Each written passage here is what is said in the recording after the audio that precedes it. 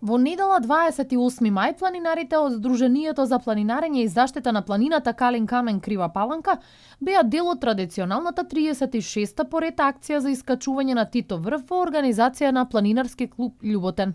Настан дел од прославата по повод Денот на Европа организирана од Канцеларијата на Европската унија во Скопје.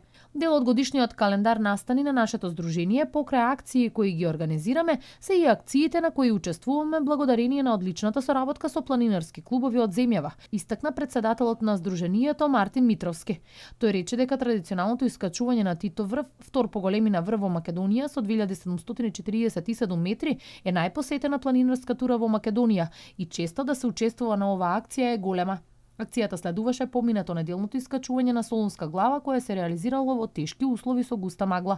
Активностите периодов се бројни. Еден член од Сдруженијето учествуваше и на 5-дневна обука за планинарски водичи А1 категорија во организација на Федерацијата на планинарски спортови на Македонија.